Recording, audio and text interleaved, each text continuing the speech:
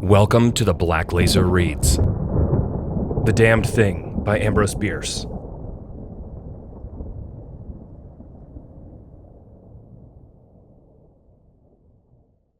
One does not always eat what is on the table. By the light of a tallow candle which had been placed on one end of a rough table, a man was reading something written in a book. It was an old account book, greatly worn, and the writing was not apparently very legible, for the man sometimes held the page close to the flame of the candle to get a stronger light on it. The shadow of the book would then throw into obscurity a half of the room, darkening a number of faces and figures, for besides the reader, 8 other men were present. 7 of them sat against the rough log walls, silent, motionless, and the room being small, not very far from the table. By extending an arm, any one of them could have touched the 8th man, who lay on the table, face upward, partly covered by a sheet, his arms at his sides. He was dead. The man with a book was not reading aloud, and no one spoke. All seemed to be waiting for something to occur. The dead man only was without expectation.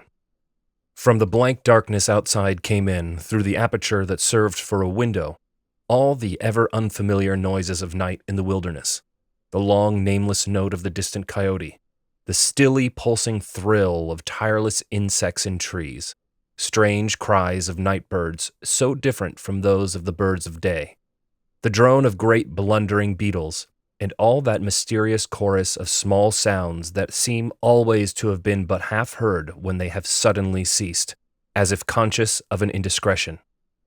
But nothing of all this was noted in that company. Its members were not overmuch addicted to idle interest in matters of no practical importance. That was obvious in every line of their rugged faces, obvious even in the dim light of the single candle. They were evidently men of the vicinity, farmers and woodsmen. The person reading was a trifle different.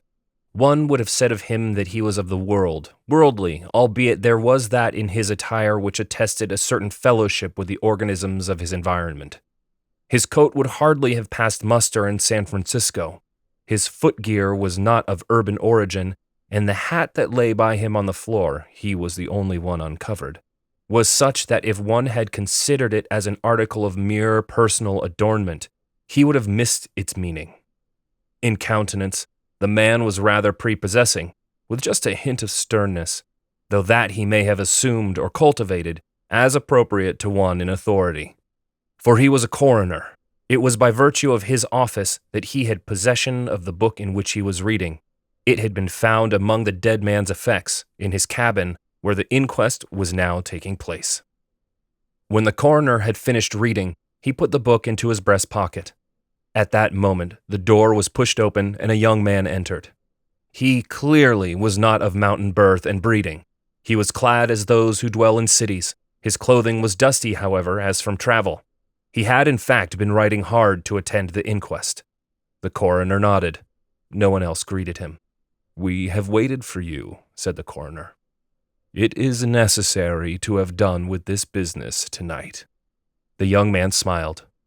"I am sorry to have kept you," he said. "I went away not to evade your summons, but to post to my newspaper an account of what I suppose I am called back to relate." The coroner smiled. "The account that you posted to your newspaper," he said, "differs, probably, from that which you will give here under oath." "That," replied the other, rather hotly and with a visible flush, "is as you please. I used manifold paper and have a copy of what I sent. It was not written as news, for it is incredible, but as fiction. It may go as a part of my testimony under oath." "But you say it is incredible." "That is nothing to you, sir, if I also swear that it is true." The coroner was silent for a time, his eyes on the floor. The men about the sides of the cabin talked in whispers, but seldom withdrew their gaze from the face of the corpse. Presently, the coroner lifted his eyes and said, "We will resume the inquest."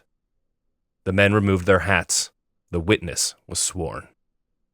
"What is your name?" the coroner asked. "William Harker." "Age?" 27. "You knew the deceased, Hugh Morgan?" "Yes." "You were with him when he died?" "Near him." "How did that happen? Your presence, I mean." I was visiting him at this place to shoot and fish. A part of my purpose, however, was to study him and his odd, solitary way of life. He seemed a good model for a character in fiction. I sometimes write stories. I sometimes read them. Thank you. Stories in general, not yours. Some of the jurors laughed.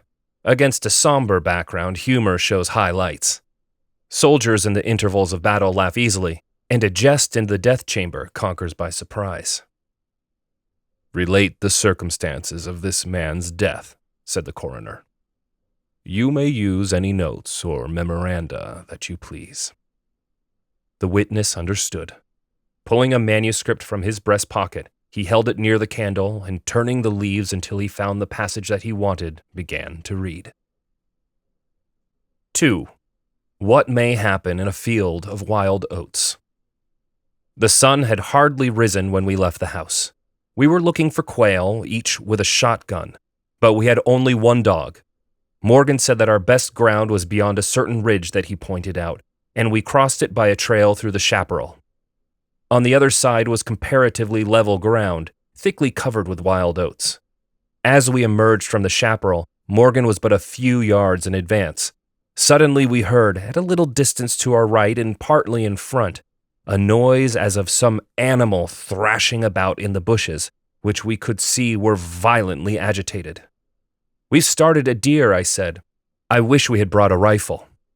Morgan, who had stopped and was intently watching the agitated chaparral, said nothing, but had cocked both barrels of his gun and was holding it in a readiness to aim. I thought him a trifle excited, which surprised me, for he had a reputation for exceptional coolness, even in moments of sudden and imminent peril. Oh, come, I said, you're not going to fill up a deer with quail shot, are you? Still, he did not reply. But catching a sight of his face as he turned it slightly toward me, I was struck by the intensity of his look. Then I understood that we had serious business in hand, and my first conjecture was that we had jumped a grizzly. I advanced to Morgan's side, cocking my piece as I moved. The bushes were now quiet and the sounds had ceased, but Morgan was as attentive to the place as before. What is it? What the devil is it? I asked. That damned thing, he replied without turning his head. His voice was husky and unnatural. He trembled visibly. I was about to speak further when I observed the wild oats near the place of the disturbance moving in the most inexplicable way. I can hardly describe it. It seemed as if stirred by a streak of wind, which not only bent it, but pressed it down, crushed it so that it did not rise, and this movement was slowly prolonging itself directly toward us. Nothing that I had ever seen had affected me so strangely as this unfamiliar and unaccountable phenomenon. Yet I am unable to recall any sense of fear. I remember, and tell it here because singularly enough I recollected it then, that once in looking carelessly out of an open window, I momentarily mistook a small tree close at hand for one of a group of larger trees at a little distance away. It looked the same size as the others, but being more distinctly and sharply defined in mass and detail seemed out of harmony with them. It was a mere falsification of the law of aerial perspective, but it startled, almost terrified me. We so rely upon the orderly operation of familiar, natural laws that any seeming suspension of them is noted as a menace to our safety, a warning of unthinkable calamity. So now the apparently causeless movement of the herbage and the slow, undeviating approach of the line of disturbance were distinctly disquieting.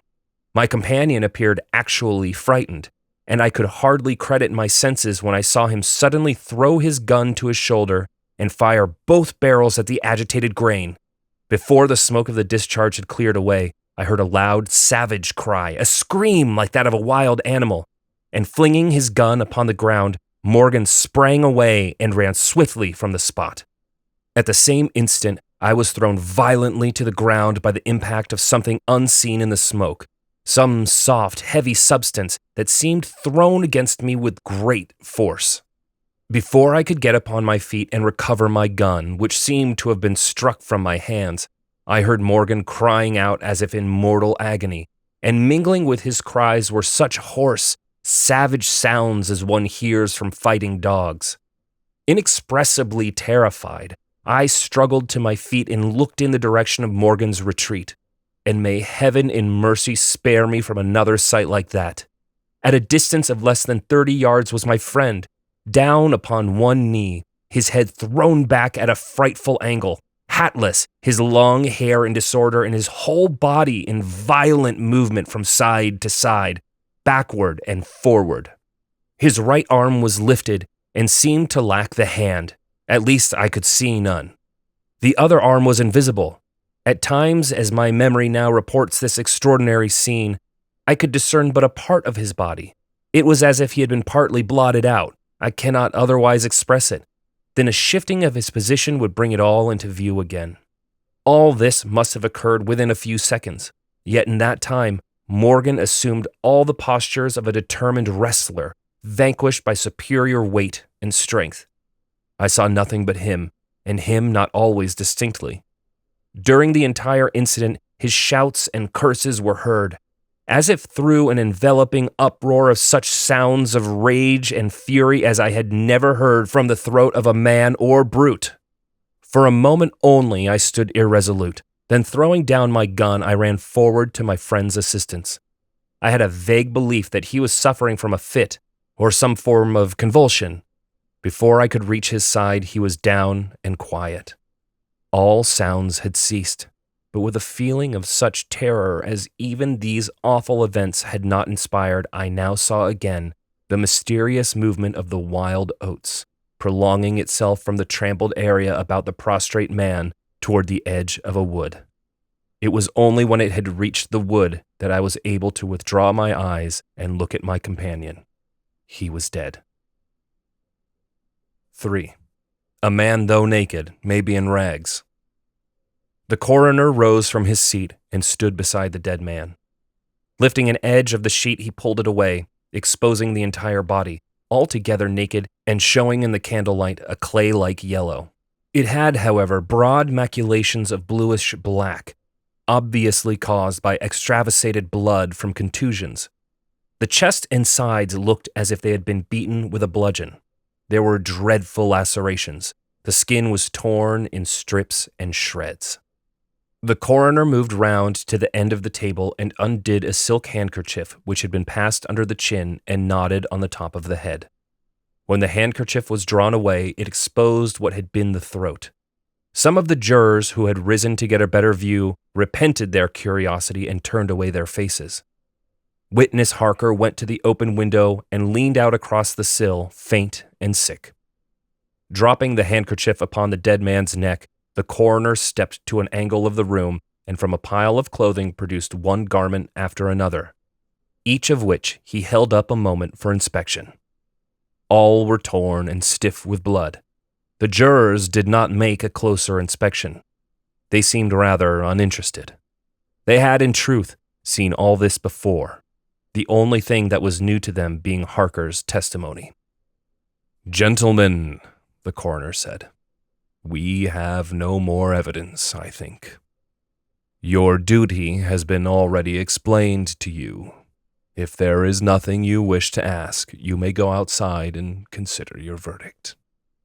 The foreman rose, a tall bearded man of 60, coarsely clad. "I should like to ask one question, Mr. Coroner," he said. "What asylum did this your last witness escape from?" "Mr. Harker," said the coroner gravely and tranquilly, "from what asylum did you last escape?" Harker flushed crimson again, but said nothing, and the 7 jurors rose and solemnly filed out of the cabin. "If you have done insulting me, sir," said Harker, as soon as he and the officer were left alone with the dead man, "I suppose I am at liberty to go?" "Yes." Harker started to leave, but paused, with his hand on the door latch. The habit of his profession was strong in him, stronger than his sense of personal dignity. He turned about and said, "That book you have there, I recognize it as Morgan's diary. You seemed greatly interested in it. You read it while I was testifying. May I see it? The public would like—" "The book will cut no figure in this matter," replied the official, slipping it into his coat pocket. "All the entries in it were made before the writer's death." As Harker passed out of the house, the jury re-entered and stood about the table, on which the now covered corpse showed under the sheet with sharp definition. The foreman seated himself near the candle, produced from his breast pocket a pencil and scrap of paper, and wrote rather laboriously the following verdict, which with various degrees of effort all signed. We, the jury, do find that the remains come to their death at the hands of a mountain lion, but some of us thinks, all the same, they had fits. 4. An explanation from the tomb. In the diary of the late Hugh Morgan are certain interesting entries having possibly a scientific value as suggestions. At the inquest upon his body, the book was not put in evidence. Possibly the coroner thought it not worthwhile to confuse the jury. The date of the first entries mentioned cannot be ascertained. The upper part of the leaf is torn away. The part of the entry remaining follows. Would run in a half circle, keeping his head turned always toward the center, and again he would stand still, barking furiously. At last he ran away into the brush as fast as he could go. I thought at first that he had gone mad, but on returning to the house found no other alteration in his manner than what was obviously due to fear of punishment. Can a dog see with his nose? Do odors impress some cerebral center with images of the thing that emitted them? September 2nd. Looking at the stars last night as they rose above the crest of the ridge east of the house, I observed them successfully disappearing from left to right. Each was eclipsed but an instant, and only a few at the same time.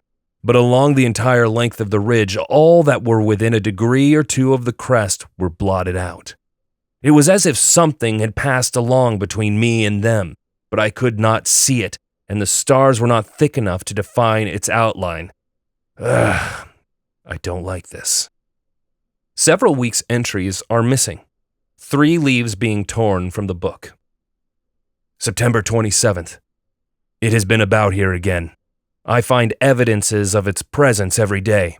I watched again all last night in the same cover, gun in hand, double charged with buckshot. In the morning, the fresh footprints were there, as before. Yet I would have sworn that I did not sleep. Indeed, I hardly sleep at all. It is terrible, unsupportable. If these amazing experiences are real, I shall go mad. If they are fanciful, I am mad already. October 3rd. I shall not go. It shall not drive me away. No, this is my house, my land. God hates a coward. October 5th. I can stand it no longer. I have invited Harker to pass a few weeks with me. He has a level head. I can judge from his manner if he thinks me mad. October 7th. I have the solution of the mystery. It came to me last night, suddenly as if by revelation. How simple.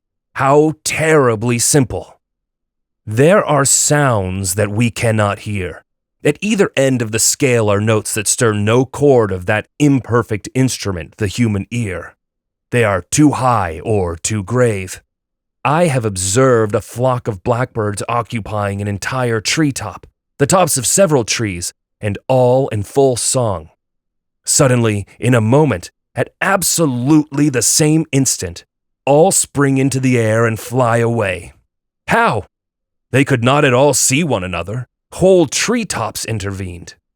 At no point could a leader have been visible to all. There must have been a signal of warning or command, high and shrill above the din, but by me unheard. I have observed, too, the same simultaneous flight when all were silent, among not only blackbirds, but other birds, quail, for example, widely separated by bushes, even on opposite sides of a hill.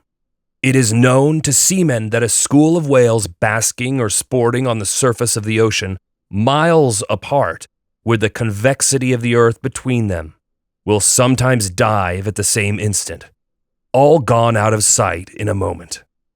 The signal has been sounded, too grave for the ear of the sailor at the masthead and his comrades on the deck, who nevertheless feel its vibrations in the ship as the stones of a cathedral are stirred by the bass of the organ. As with sounds, so with colors. At each end of the solar spectrum, the chemist can detect the presence of what are known as actinic rays. They represent colors, integral colors in the composition of light, which we are unable to discern. The human eye is an imperfect instrument. Its range is but a few octaves of the real chromatic scale. I am not mad. There are colors that we cannot see. And God help me, the damned thing is of such a color. This has been The Damned Thing by Ambrose Bierce. Produced for The Black Laser Reads by Joe Dillingham, The Black Laser. For more, please visit theblacklaser.net.